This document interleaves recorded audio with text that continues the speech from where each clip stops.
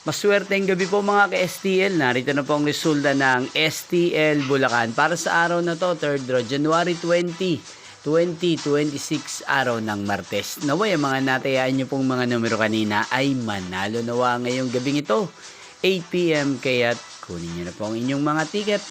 Narito na po ang resulta. Ang mga numerong nanalo sa STL Bulacan ngayong gabing ito, January 20, 2026, 8 PM, 3rd draw result, 24 at 29 in exact order. Again, 24 at 29.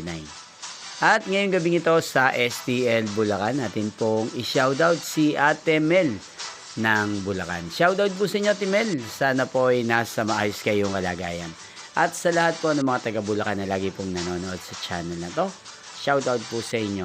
Magkita-kita mong muli tayo bukas ng alas 11 ng umaga. Thank you for watching.